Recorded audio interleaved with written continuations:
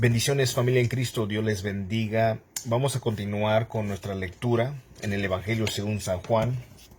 Hoy vamos a iniciar el capítulo 8 y lo que vamos a estar leyendo va a ser algo un poquito más cortito, entonces no va a ser algo muy largo. Y iniciemos en el nombre del Padre, del Hijo y del Espíritu Santo, y dice: Pero Jesús se fue al monte de los olivos, y al amanecer vino otra vez al templo, y todo el pueblo venía a él, y sentándose les enseñaba. Los escribas y los fariseos trajeron a una mujer sorprendida en adulterio, y poniéndola en medio. Aquí vemos una cosa muy importante. Jesús estaba enseñando, la gente lo estaba escuchando, y de repente los líderes religiosos evidentemente ignoraron al hombre adúltero, porque supuestamente encontraron a esta mujer en el acto. El hombre no lo trajeron, a la mujer sí la trajeron, y esto sugiere que sus motivos no eran buenos. Se condenan a sí mismos las personas que juzgan a los demás, sin en cambio hacen lo mismo. Romanos dice claramente: tú que juzgas y haces lo mismo, ¿crees que escaparás de la ira de Dios? Claro que no. En este asunto, en esta escena que estamos por ver, Cristo asistió a la gran obra por la cual vino al mundo. Él vino a llevar pecadores al arrepentimiento, vino a buscar y salvar lo que se había perdido, no para destruir. Él no vino para condenar, Él vino para salvar. Él apuntaba a llevar al arrepentimiento no solo a la acusada, sino también a los que estaban acusando. No solo demostró su misericordia hacia la que estaba siendo acusada, igualmente trató de llevar al arrepentimiento a los acusadores, demostrándoles sus pecados, que ellos no estaban limpios de pecados. Ellos pensaron tenderle una trampa, y lo que él hizo fue tratar de convencerlos y convertirlos.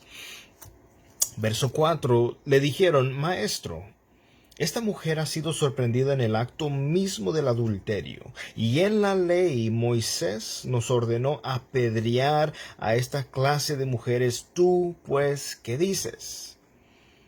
Decían esto probándole para tener de qué acusarle, pero Jesús se inclinó y con el dedo escribía en la tierra.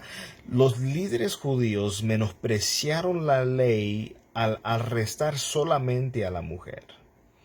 La ley exigía que se apedrearan ambas personas involucradas en el adulterio. Esto lo vemos en Levítico capítulo 20, verso 10, Deuteronomio 22, verso 22. Los líderes usaron a la mujer como una trampa para hacer caer a Jesús. Pensaban que iban a poder hacer caer a Jesús. Lo iban a meter en esta trampa, iba a salir quedando mal.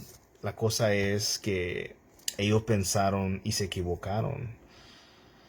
Se decía que no debía apedrearse a la mujer. Si él dijera que no se debía apedrear a la mujer, lo acusarían de violar la ley de Moisés. Si instaban a ejecutarla, lo acusarían frente a los romanos, que no permitían a los judíos llevar a cabo sus propias ejecuciones, de acuerdo a Deuteronomio 18:31. Y algunas personas van a preguntarse: ¿pero por qué fueron tan severos? ¿O por qué los mandamientos contra los pecados sexuales incluían castigos extremadamente severos, como apedrearlos a muerte? ¿Por qué? ¿Por qué razón? Bueno, Dios no toleraba estos actos por las siguientes razones. Número 1, quebrantaban el compromiso mutuo entre los cónyuges. Número 2, destruía la santidad de la familia. Dios fue el que instituyó la familia, el matrimonio. Para Dios eso es sagrado. Él ama la familia y desea y la diseñó de una manera en la cual se cuidara, se protegiera, pudiese como fructificar, pudiese estar bajo ciertos roles. Tanto el hombre tiene sus responsabilidades, como la mujer sus responsabilidades, los padres sus responsabilidades, los hijos sus responsabilidades. Y el adulterio destruía la santidad de lo que es la familia. Número 3, deformaban el bienestar mental del pueblo. Esto causaba un daño. Esto causaba, ¿verdad?, un mal ejemplo para otros. Y número 4, propagaban enfermedades. El pecado sexual siempre ha estado ampliamente disponible. La glorificación del sexo entre personas que no están casadas a menudo esconde una trampa profunda y el sufrimiento. Cuando la sociedad ilustra los pecados sexuales como atractivos, mira, diviértate, mira, pásala bien, es tu vida, vívala, prueba esto, prueba lo otro. Es muy fácil olvidarse del lado oscuro, las consecuencias que estas cosas traen. Dios tuvo buenas razones para prohibir los pecados sexuales, para protegernos, porque nos ama, porque sabe lo que es mejor para nosotros. Y esta es la razón por la cual se ven estos castigos se ven muy severos, pero es por la santidad de la familia, es por el amor que Dios tiene hacia su pueblo, hacia las personas que ponen su confianza en Él. Verso 7. Pero como insistían en preguntarle, Jesús se enderezó y les dijo: el que de vosotros esté sin pecado, sea el primero en tirarle una piedra. Nosotros conocemos bien, escuchamos bien esta frase en todo el tiempo, ¿verdad? Cuando alguien está siendo juzgado, mira, el que está libre de pecado, echen. Pero mira el por qué Jesús hizo esta declaración. El que no tenga pecado, el que esté libre de pecado. Jesús se refiere al pecado en general. No específicamente en ese momento solo los que estaban en el adulterio, no, en general. Si nosotros nos damos cuenta, somos seres imperfectos, somos seres que pecamos diariamente tal vez en palabra, en acciones, aún con nuestros gestos, cómo tratamos a las personas en nuestra familia, en el trabajo o hasta en nuestras congregaciones. Y entonces Jesús tuvo que resaltar: el que no tenga pecado en general, órale, tira la primera piedra, sea el primero en arrojarla. Aunque Jesús apoyaba la ley, también permitía una solución misericordiosa, ya que nadie estaba sin pecado. Y eso es donde muchas veces fallamos, que nos enteramos que alguien pecó, alguien hizo algo malo, o alguien está cometiendo cierto pecado, y queremos como que categorizar, ¿no? Pues este pecado es mucho más grave. Yo solamente estoy diciendo mentiritas en comparación, él está haciendo esto. Mira, el pecado es todo lo que va en contra de la voluntad de Dios. Y el pecado trae muerte. La paga del pecado es muerte, lo dice Romanos claramente. Pero la dádiva de Dios, el regalo de Dios, es vida eterna. Lo que es contrario a la muerte, lo que es contrario al pecado, es lo que Dios ofrece a través de lo que hizo Jesucristo en la cruz, al nosotros poner nuestra confianza en Él como el Hijo de Dios, que ha muerto por nuestros pecados y que somos pecadores necesitados de un gran Salvador. No hay salvadores, no hay otros caminos. Jesús mismo lo dijo claramente en Juan 14, verso 6. Yo soy el camino. No dijo soy uno de los muchos caminos, porque hoy en día se enseña que todos los caminos llevan a Roma, todos los caminos llevan al cielo. Aunque solo tienes que ser bueno, solo tienes que ser firme, ser un buen... ¿cómo se puede decir? Un filigrés bueno en cualquier religión que tú estés, y la realidad es que no es así. Jesús mismo dijo claramente: nadie puede ir al Padre si no es por medio de Cristo, si no es por medio de Él. No importa que las personas sean buenas, sean personas que no hacen mal, pero si la fe no ha sido puesta en Cristo, eso es algo serio y eso es algo de preocupación. Y porque nosotros hemos creído, no somos mejores, al contrario, aún necesitamos diariamente arrepentirnos porque fallamos a Dios diariamente en un aspecto u otra. Nos podemos descuidar en nuestra comunión con Dios, pero lo hermoso es que el Espíritu Santo nos convence de nuestro pecado, nos lleva al arrepentimiento, a un cambio de corazón, a un cambio de dirección. Entonces, cuando nos empezamos a desviar, Dios nos regresa para atrás y endereza nuestro caminar. Y eso es lo hermoso y lo maravilloso de que al estar en Cristo ya no hay ninguna condenación, como nos dicen Romanos. Eso no es licencia para entrarle a todo el pecado y hacer lo que tú quieras, no, porque si haces eso es evidencia que no eres nacido de nuevo, y en verdad necesitas nacer de nuevo para poder entrar en el reino de los cielos, como nos enseña en Juan capítulo 3. Entonces, Jesús quería mostrarnos una solución de misericordia, ya que nadie estaba sin pecado. Pero al decirles que solo quien estuviese libre de pecados podría arrojar la primera piedra, destacó la importancia de la compasión y el perdón. Cuando se descubre a otros en pecado, somos rápidos para emitir un juicio, descalificarlos, ya se van para el infierno, ya no tienen remedio. Mira, lo hermoso de estar en Cristo es que a pesar de ser imperfectos, tenemos a un abogado, a nuestro Señor, al justo, que es nuestro Señor Jesucristo, que nos limpia y nos lava de todo pecado. Eso no significa que estamos habitualmente haciendo el pecado, porque en la primera carta de Juan habla de que nosotros no debemos de estar habitualmente pecando, si en verdad conocemos a Dios, porque nos enseña que todos pecamos. El que diga que no tiene pecado es mentiroso. Pero la diferencia va a ser que ya no somos esclavos del pecado. Los que hemos creído en Cristo, las cadenas del pecado han sido rotas. Ya no somos esclavos del pecado. Y aunque todavía estamos en este cuerpo de muerte, este cuerpo pecaminoso, tenemos la tendencia de que todavía pecamos y fallamos. No como licencia para hacer lo que nos gusta o que queremos, no. Al contrario, nosotros debemos decir, como dijo Pablo en Gálatas, ya no vivo yo, mas Cristo ahora vive en mí. Entonces debemos procurar vivir para Cristo y ya no vivir para nosotros. Entonces, no hay que ser rápidos en emitir juicio y querer descalificar y querer despedazar. Eso no está correcto. Debemos de, los que son mansos, procurar restaurar a la persona, pero al mismo tiempo tener el cuidado de no fallar, de no caer nosotros mismos. Entonces, esa es la advertencia, ¿verdad? Hay que ser compasivos, hay que ser misericordiosos, pero al mismo tiempo ser cautelosos y no permitirnos, ¿verdad? Resbalar. No permitimos, hermano, poder, ¿verdad? Ceder a eso. No. El que piensa estar firme, mire que no caiga. Entonces Jesús no estaba pasando por alto lo que estaba cometido por la mujer, no, pero al mismo tiempo quiso resaltar que a los demás ellos no tenían que imitar juicio porque en ellos mismos también había pecados. Ahora mira lo que dice el versículo 8. Y inclinándose de nuevo escribía en la tierra. Aquí hay algo interesante.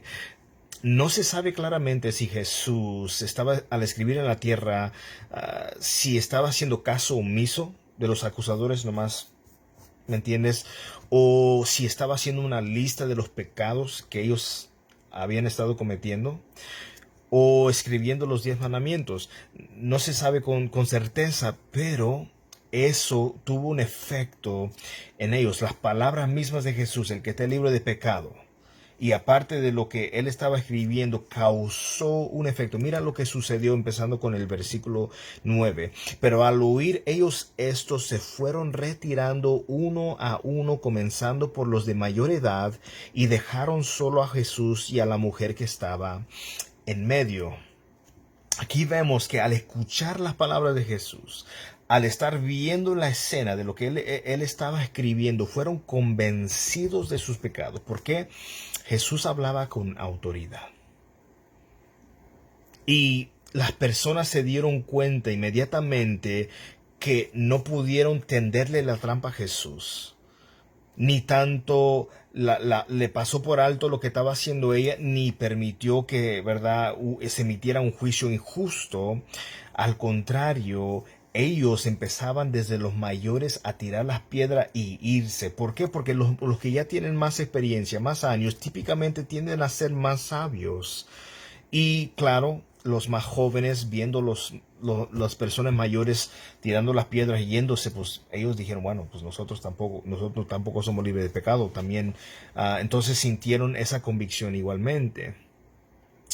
Hasta que nomás quedaron Jesús y la mujer. Mira la conversación que tienen en el versículo 10.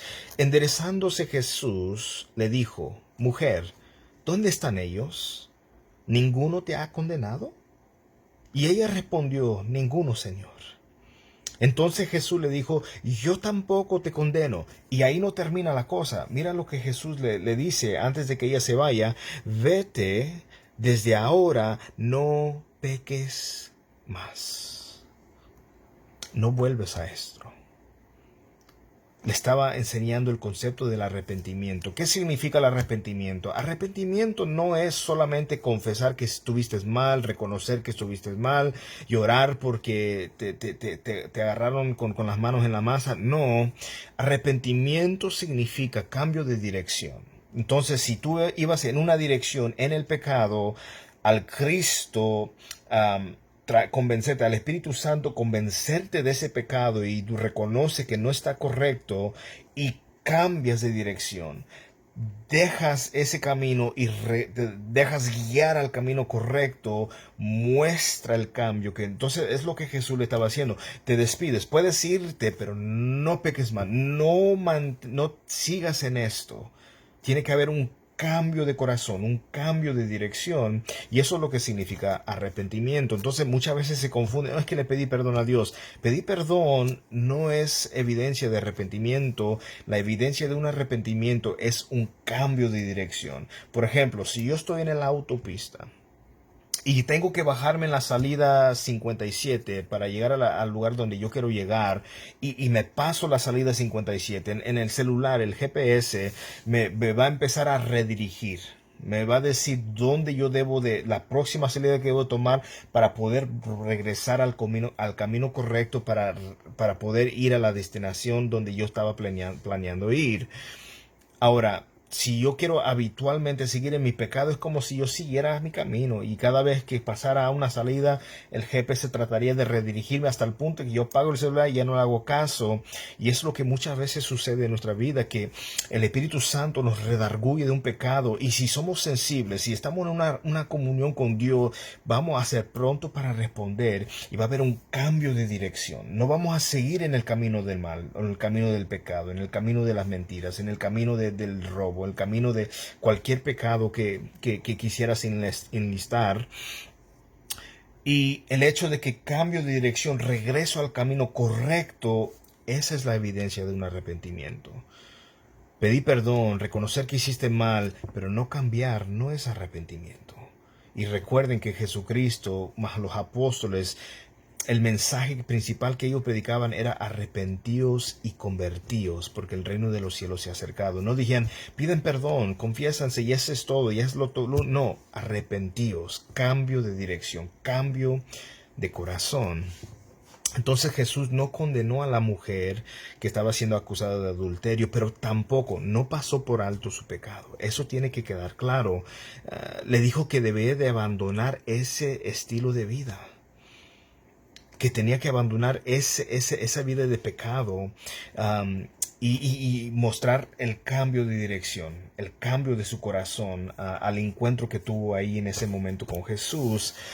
Jesús estaba dispuesto a perdonar cualquier pecado que haya en su vida, pero la confesión y el arrepentimiento implican un cambio de corazón. No la confesión y llorar. Oh, ok, ya lloró, ya se arrepintió. No, la confesión acompañada con el arrepentimiento es lo que implica un cambio de corazón. Con la ayuda de Dios podemos aceptar el perdón de Cristo y poner fin a nuestras malas obras. No sé qué pecado, qué lucha, qué tentación, qué está ocurriendo en su vida en este mismo momento, pero te suplico en el amor del Señor, Ve a los pies de Cristo, ve a Cristo y dile: Señor, te necesito, ayúdame.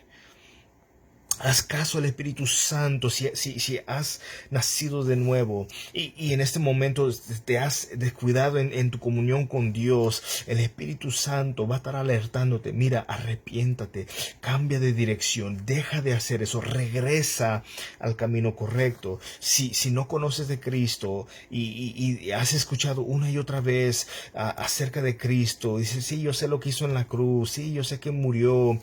Pero más aparte de eso, ¿por qué murió? Para perdonar a todos aquellos que en Él creyeran, para que tuvieran vida eterna.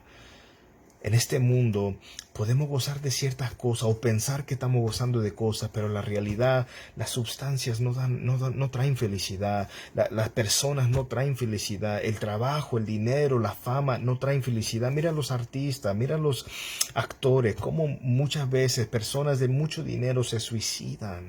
¿Por qué razón? Porque el dinero no te hace feliz. El tener mucho dinero, ni fama, ni poder, ¿verdad? No trae felicidad. Pero Cristo hace al hombre feliz. No prometo una vida sin problemas, vendrán problemas. No prometo una vida sin sufrimiento, vendrá sufrimiento. Pero lo hermoso es que Cristo ha prometido estar con nosotros hasta el fin. Hay que tomar de esta lectura la siguiente enseñanza. Somos llamados a tener compasión los unos de los otros. No hay que ser tan juiciosos. No hay que ser tan pronto para querer emitir un juicio, porque ¿sabes qué? No estamos libres de pecados. Tenemos que arreglar nuestra vida primeramente, y entonces con la ayuda de Dios, con la gracia de Dios, nuestro deseo debe de ser que las personas que estén en pecado, en la congregación, en nuestra familia, que ellos puedan venir al arrepentimiento, puedan ser restaurados, no para ser terminados, no. Entonces que Dios nos ayude a tratar, a hacer lo mejor que podamos, a ser compasivos, a ser misericordiosos, y procurar, ¿verdad?, que el bienestar del alma, el bienestar espiritual de aquellos que fallan a nuestro alrededor, porque nosotros también tenemos fallas. Que pasen muy buenas noches y que Dios me los bendiga.